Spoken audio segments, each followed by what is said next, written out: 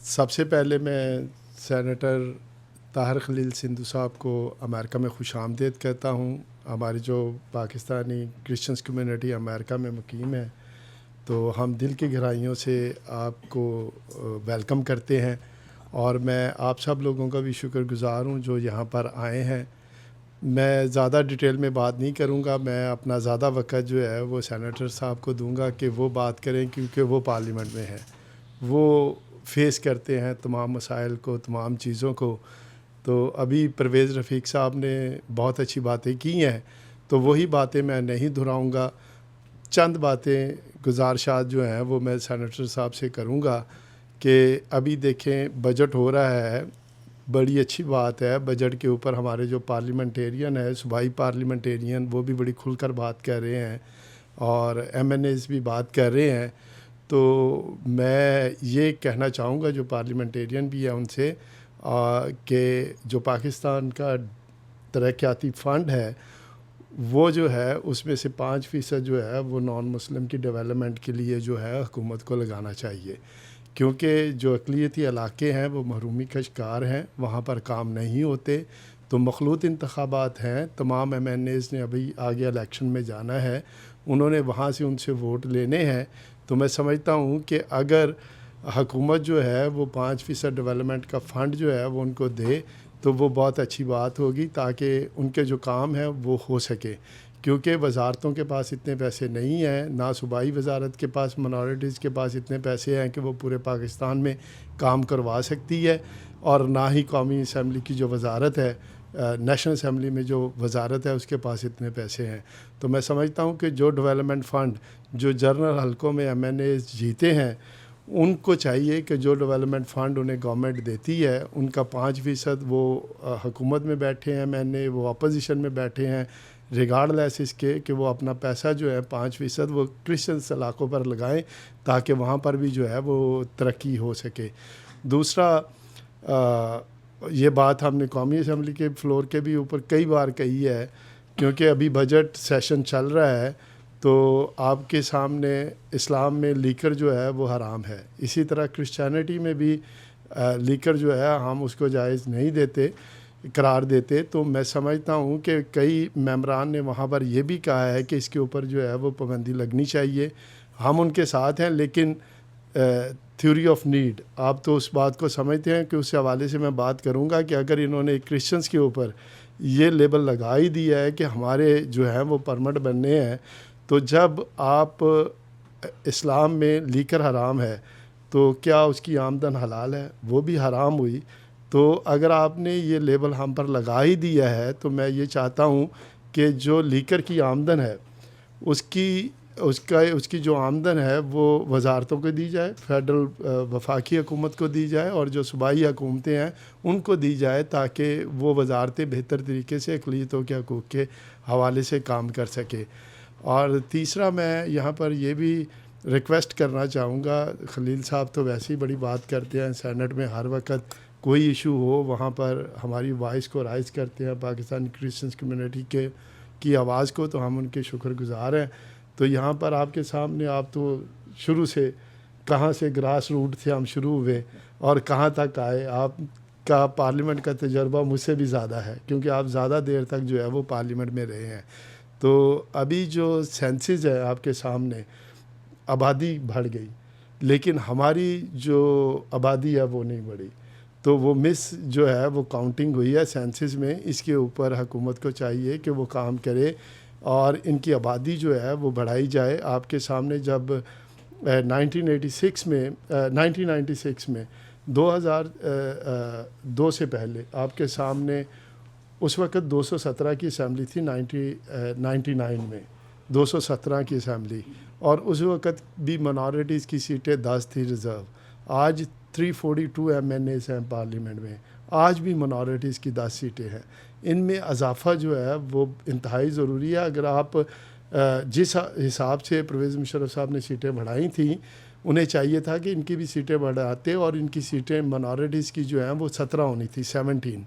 तो मैं समझता हूँ कि इन सीटों में इजाफ़ा ज़रूरी है। इंतखाबात के हवाले से मैं बात नहीं करूँगा, क्योंकि वो लंबा इशू है, कि मुल्क में किस तरह के इंतखाबात हों। अभी मैंने इंटरव्यू दिया था एक इसी हवाले से कि किस तरह के इंतखाबात हों, तो आप लोग वहाँ से भी देख सकते हैं, क्योंकि अभी मिनिस्टर साहब के पास भी मैं चाहता हूँ कि हम इनकी ज़्यादा बातें सुने रादर दैन कि मैं अपनी बातें इनसे करें।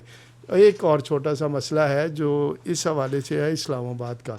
आप वहाँ पर गए भी, अच्छी बात है, हमें खुशी हुई। आपने सेनेट में भी वॉइस रेस की और एमएनएस भी वहाँ पर वॉइस रेस कर रहे हैं, लेकिन वो इशू बड़ा इशू है। आप समझते ही हैं कि किसी आबादी को ऐसे ही नहीं कोई उठा सकता, कोई भी हुकूमत हो, तो उसका एक पूरा उसका एक प्रोटोकॉल है। बस्तियाँ हटाई भी जाती हैं, लेकिन उनके हवाले से जो है वो हुकूमत उनको कंपनसेशन देती है, अल्टरनेट जगह देती है, और यानी तो उनको कहीं रीसेटल करती है। तो पहली तो हमारी यही गुजारिश है कि अगर आप पीएम साहब से रिक्वेस्ट कर सकते हैं कि वो इस एक्शन को रोकें। बहुत से क्रिश्चियंस लोग हैं वो बेघर हो जाएंगे, तो वो मैं समझता हूँ कि वो उनका एक जायज़ मुतालबा है। आपने पहले भी बात की है, हम आपके शुक्रगुज़ार हैं। तो मैं आप सब लोगों का अगेन और खलील साहब का बहुत शुक्रगुज़ार हूँ, ये मेरे घर आए, तो हम इनकी दिल से इज़्ज़त करते हैं। खुदा आपके साथ हो और आपको और ज़्यादा बरकत दे कि आप हमारी कौम के मसाइल जो हैं अवानों तक इसी तरह उठाते रहें, ताकि जो हमारे लोगों में महरूमियाँ हैं वो दूर हों। और हमें खुशी है कि आप जैसे पढ़े लिखे लोग जो हैं, जब वो फ्लोर के ऊपर बात करते हैं तो लोगों को समझ भी आती है। और ऐसे लीडरों की हमें ज़रूरत है जो मुस्लिम्स जो हमारे वहाँ पर पार्लियामेंटेरियन बैठे हैं उनसे बात कर सके, उनको अपने मसाइल जो हैं वो बता सके। तो हम आपको जो है इस हवाले से खराज तहसीन भी पेश करते हैं। Thank you.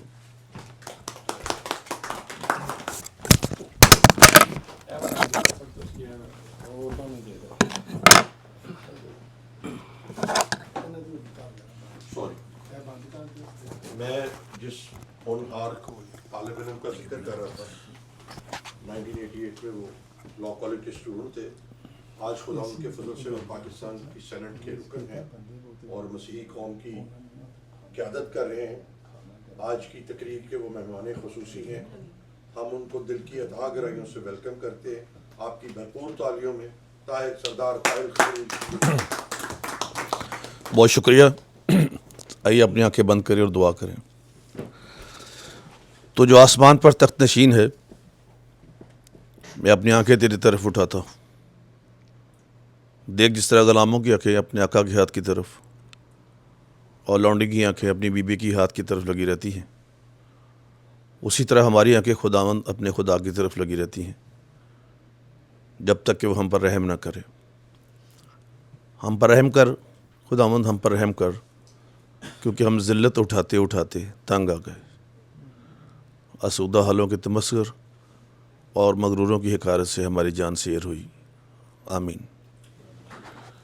इंतहाई काबिल सद एहतराम जनाब मेरे भाई फॉर्मर मिनिस्टर अकरम सीगेल साहब, जनाब मेरे लिए बहुत ही काबिल एहतराम है और मेरा अजीज़ भी है परवेज़ रफ़ीक साहब, हमारे साथ हम कलीग रहे हैं MPS 3 दफ़ा इकट्ठे। इंतहाई मोहतरम बड़े भाई रोबन डैनियल साहब और सॉरी रोबन यामिन साहब, वो लाले दे ना चढ़े हैं जी। जनाब पास्टर साहब, अपना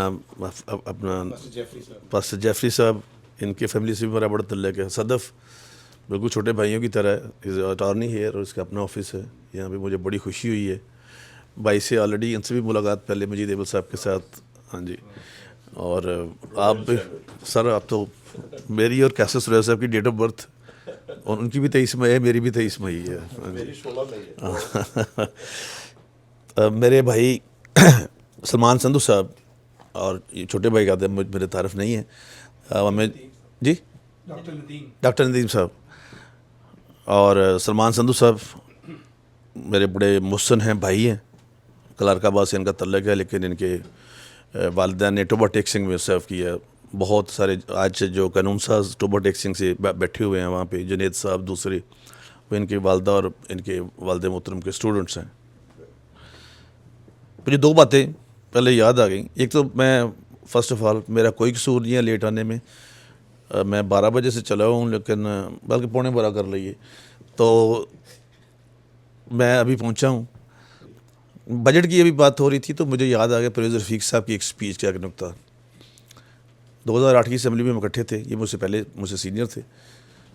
तो इन्होंने कहा कि आप पूरे जितना पंजाब का बजट है ना जी, वो हमें ज़्यादा ना दें, 5% ना दें, हमें सिर्फ पूरे पंजाब का जितना बजट है उसमें 1% दे दें।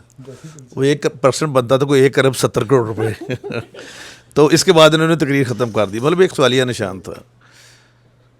दूसरा, मुझे याद है गिल साहब और मैं मुस्लिम लीग नून में था, ये मुस्लिम लीग काफ में थे।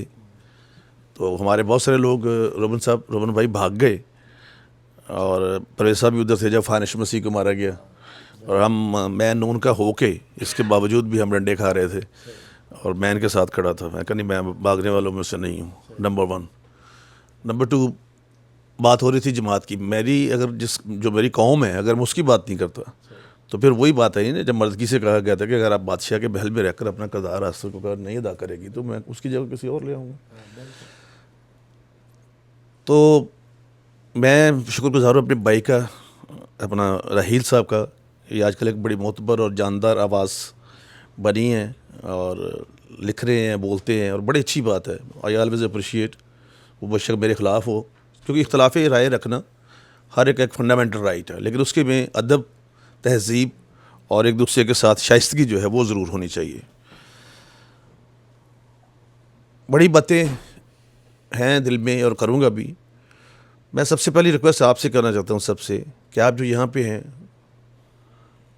एक तो सबसे पहले मैं बग़ैर किसी लिहाज किए नाम नहीं लूँगा, मैं इस बात की मज़म्मत करूँगा कि जब यहाँ पे एक अक़लीती वज़ीर ने आके कहा, गिल साहब उस टेबल पे बैठे हुए थे, कि ये क्रिश्चन जितने भी पाकिस्तान से आते हैं ये असाइलम लेने आते हैं, और इन्होंने क्या किया है। मुझे पता किस किस ने क्या किया। परवेज़ साहब को अगर फ़ंड मिलता था ये भी लगाते थे। अकरम गिल साहब के नाम से मैं रिमशा कॉलोनी गया, वहाँ पे अकरम गिल रोड लिखा हुआ है, बनी हुई है। मगर ये बात जाती है तो सामने पहले लिखा ही आता था अकरम गिल रोड। हमारे शहरों में, गोजरे में, इधर उधर, वेयर एवर। तो ये बात करना, और वो मजबूरी भी है और करना भी ज़रूरी चाहिए, क्योंकि हम सबको फ़ंड इक्वल मिलता है।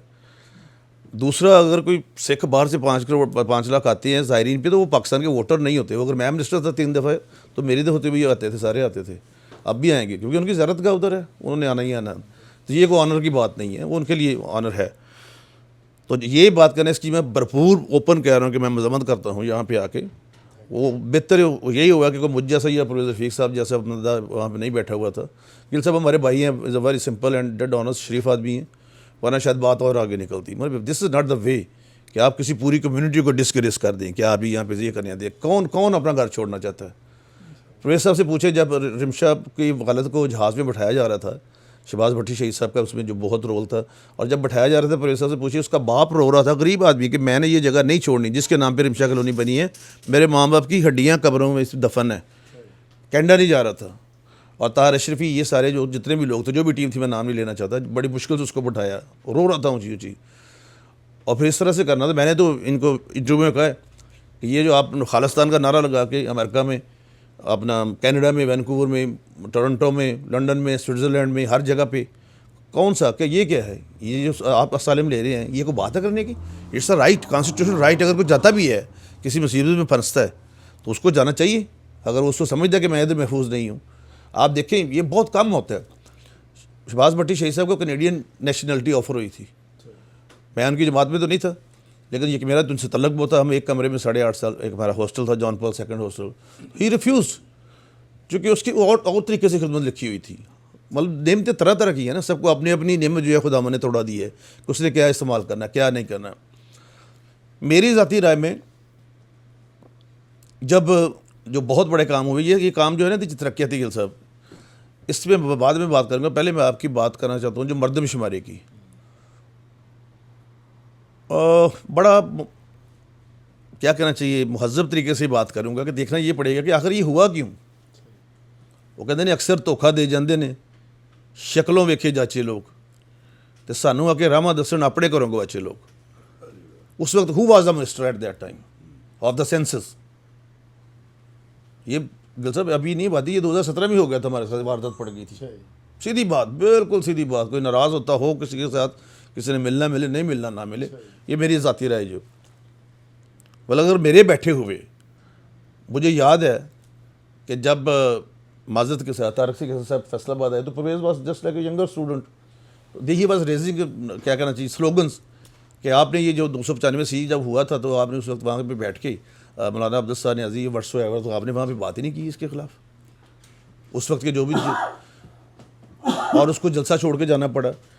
अब भी जब तक अब प्रॉब्लम ये बन गई है, मैं ज़ाती तौर पे ये जो सिस्टम है भी आप उससे इख्तलाफ कर सकते हैं, यू कैन डिफर मी, लेकिन मैं ज़ाती तौर पे सिस्टम के बेशक मैं भी 4 दफ़ा मिनिस्टर भी रहा हूँ, उधर से बन के आया हूँ इसी पे, अब मैं इलेक्टेड सेनेटर हूँ, लेकिन ये जो रिजर्व सीट्स है मैं आप जैसा मुझसे इख्तलाफ कर सकते हैं, मोहतरम परवेज़ साहब मुझसे इख्तलाफ कर सकते हैं और ये होना भी चाहिए इख्तलाफ अगर हो तो।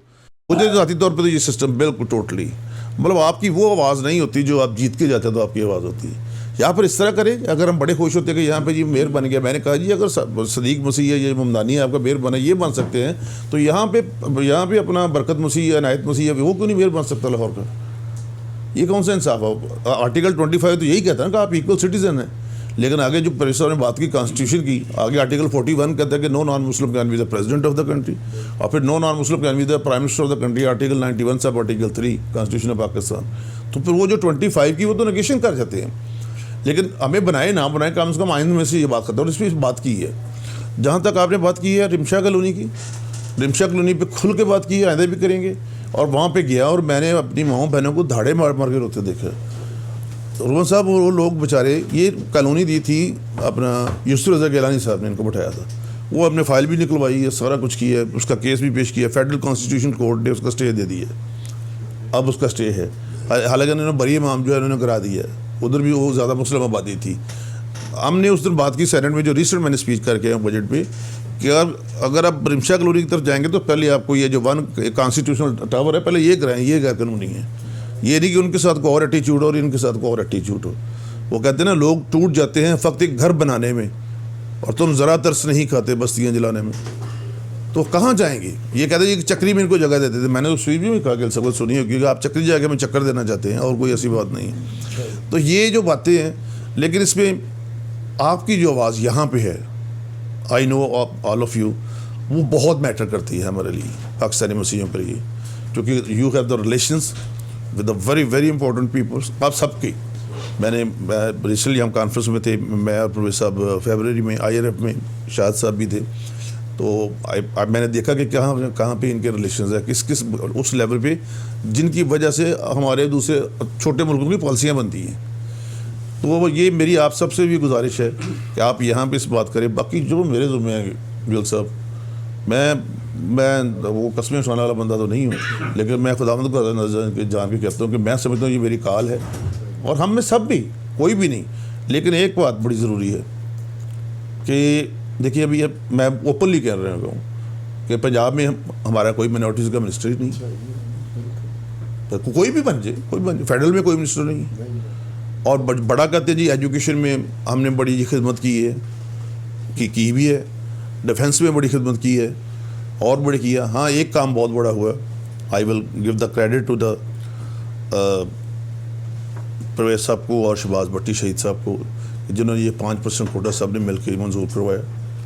और फिर हमने जो मैं कर सका उसमें ये थोड़ा सा मसला था कि उसमें लिखा हुआ था कि अगर ये सीटें जनरल लोग नहीं आएंगे जॉब्स के लिए माइनॉरिटीज़ की, तो इनको जनरल सीटों पे डिक्लेयर करा दिया जाएगा। वो हमने समरी मूव की, राना सनाउल्लाह साहब ने भी मेरी मदद की और सारे कैबिनेट ने, और फिर उसको कैरी फारवर्ड कराया। अभी 293 सब इंस्पेक्टर और इंस्पेक्टर्स हैं पंजाब में, डॉक्टर्स हैं, नर्सेज हैं। KP में ये कोटा 0.5% था, वो भी 5% हो गया। फिर हमारे भाइयों की तरह सियासी इख्तलाफ होते हैं, एजाज अगस्तीन साहब, उन्होंने 2% कोटा एजुकेशनल इंस्टीट्यूशंस में करवाया। अभी हमारी कोशिश है कि वो भी 5% हो। हमारे नए लड़के जो भी है सारे बोल रहे हैं, सिर्फ उनको कहा कि एक दूसरे के खिलाफ ना बोलें, बाकी सारा कुछ करें, ये कम से कम ये काम ना करें, क्योंकि उससे फिर हम कमज़ोर होते हैं, हमारा काज कमज़ोर हो जाता है। तो इसके लिए मेरी आपसे रोबन डैनियल साहब और रोबन डैनियल आ जाता है रोबन यामिन साहब, आपसे मेरी बार बार गुजारिश है, और पास्टर साहब से इसके लिए ज़रूर दुआ कीजिएगा, पास्टर साहब आप भी, कि ये हमारी कौम में जो यकजहती है वो जो है ना, वो उसकी वो बड़ी ज़रूरी है। अब बहुत काम ख़राब हो गया और लोग कहते हैं जी सिस्टम ख़राब है। मैं कहता नहीं, सिस्टम इज़ नॉट गुड और bad, who is the person who is behind the system, he is good और बैड। या तो ये ना हमें भी हो कि हमें जिस तरह अपना यहाँ पे लेबर पार्टी सीटें देती है, यहाँ पे सीटें देते हैं, हमें जहाँ तो 25 इलेक्शन कमीशन में ये पिटीशन की जाए अपना फायर पार्टी को कि वो 25 या 30 सीटें मिनॉरिटीज़ के इलेक्शन लड़वाएं, हम लड़के आएंगे मतलब वो और जनरल सीटों पे।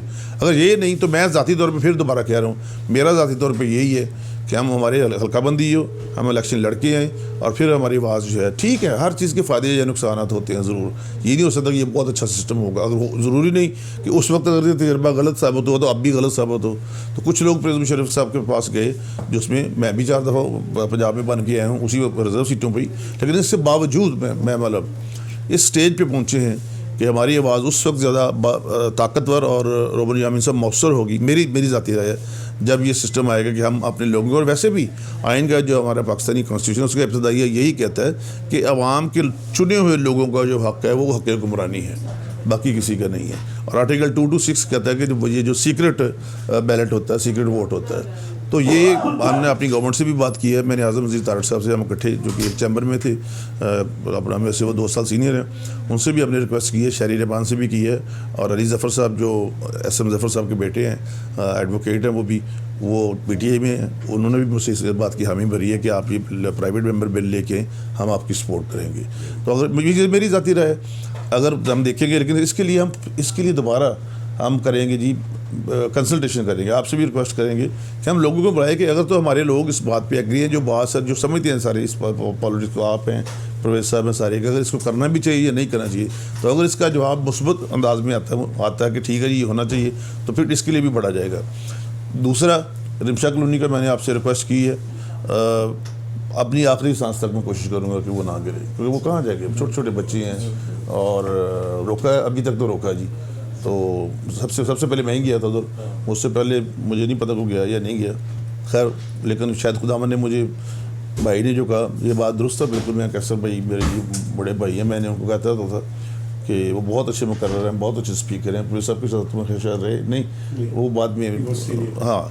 तो हमारी अब भी ये कोशिश होगी कि वो जो रिमशा कॉलोनी है, बल्कि कोई भी किसी भी जगह पे, उनके पास है ही कुछ नहीं और रियासत की जिम्मेदारी है। आर्टिकल 36 कहता है कि रियासत इज़ द, वो है रिस्पॉन्सिबल है कि उनको शेल्टर दे, उनको जगह दे, मतलब वो काम। और मैं आपको तारीखी बात बताता हूँ, जब दूसरी जंग अजीम ख़त्म हुई ना, तो बरतानिया में जो बैरकें थी ना, वहाँ के लोगों ने कब्ज़ा कर लिया, तो वो कोर्ट में चले गए, जो वहाँ के फ़ौजी थे बरतानिया की कोर्ट में। उन्होंने कहा, तो कोर्ट ने फैसला दिया कि नहीं, ये रियासत की जिम्मेदारी, इनको जगह देना, आप अपने लिए कोई और जगह ढूंढें, इनको आप इधर ही बैठेंगे। तो ये कोई तरीक़ाकार नहीं है। इसके लिए गिल साहब, प्रोफेसर साहब, आप सारे आपने मुझे दुआओं में याद रखना है, मैं इसके लिए भरपूर आवाज़ उठाऊँगा, और अभी भी 2 दफ़ा बात की है और हर फोरम में बात कर रहा हूँ। और इवन उनका जो मिनिस्टर है, क्या नाम है उसका, डॉक्टर तारिक फजल साहब, आपके साथ तो रहे हैं वो, मैंने उनसे कहा, मैं कहा आपका हल्का ही है रिमशा कॉलोनी, आप सबसे ज़्यादा वोट वहाँ से लेके आए हैं, अगर आप बात नहीं करके तो फिर उनको मजबूरन उठ के बात करनी पड़ी। और कुछ तो लोग नहीं बोले, ज़ाहिर है, लेकिन किसी ने कहा जी यहाँ से रोड गुजारना, मैंने कहा ये अब मैंने रिसेंट कहा कि शहर जो होते हैं वो लोगों से खूबसूरत लगते हैं, सड़कों से खूबसूरत नहीं लगते। तो मैं चाहते हैं कि ठीक है, जहाँ पे आप अपना सड़कें बनाते हैं उस पर साथ साथ एक काम जो है ना, कौम को भी बनाना पड़ेगा कि काम किसी तरीके से हम भी कोई नेशन इकट्ठे, ज़्यादा नहीं, चलो को 80% ही। और एक मुश्किल काम होता है, यसु मसीह को भी 12 बंदे मिले थे शुरू में, लेकिन ऐसा ऐसा बढ़ गए थे, फिर देखिए पूरे आलमगीर कलीसिया बन गई, सारा कुछ हो गया। तो इसमें जैसे जरा शमान करीनी ने यसू मसीह दा साह कढ़ाया सी, तुसीं भी साडा साह कढ़ाओ, तुसीं इत्थे गल करो, और थोड़े जिहा तो तुहाडी आवाज़ बहुत मैटर करती है, आपकी आवाज़ बहुत ज़्यादा मैटर करती है। मैं ज़ाती तौर पे मैं ना बिलो दी बेल्ट गुफ्तगू करता हूँ ना, मेरे ऊपर कई लोगों ने कई बातें की हैं, मेरे भाई रहील ने भी रिकॉर्डिंग की है कि मैंने मुझसे कहा, मैं कहा नहीं यार, मैं आई विल नॉट से, मेरा फैब्रिक ही ये नहीं कि मैं किसी के बारे में ऐसी बात करूँ। प्रभु साहब आपका बहुत शुक्रिया, आप आए हैं, बाजी भी सुनाए हैं, और आप सबका बहुत फ़र्दन शुक्रिया कि आप सब ने मेरा इंतज़ार किया। हालांकि मैं शायद VOP वेरी ऑर्डनरी पर्सन, लेकिन रोमन साहब के होते हुए जी हमने बड़ी क्या कहते हैं ना अयाशी की है वहाँ पर फैसलाबाद में। एक चिट भेजी हमारे SP साहब अपने लगे हुए हैं, तो लोग भी खुश होते थे, और रोमन साहब भी वो चर्चेज में जाते थे, लोग इनके लिए दुआएँ करते थे कि, और ये बहुत बड़ा कार्नर है। और रोमन साहब को पता है कि इसमें बड़ी मेहनत की थी हमने, मैंने ख्वाजा इस्लाम साहब ने और नासर साहब ने कि इनको इस फील्ड में जी पहले ट्रैफिक में इधर लाया जाए। तो खुदावंद की मर्ज़ी, खुदावंद ने जहाँ पे उनको इस्तेमाल करना था किया। एक बार फिर आप सबकी मोहब्बतों का, आपकी दुआओं का, आपकी वफ़ाओं का बहुत शुक्रिया। Once again I am really, I do apologise for the late. लेकिन अब अगर खुदावंद ने दोबारा मौका दिया तो फिर गिल साहब एक दिन पहले आ जाऊँगा।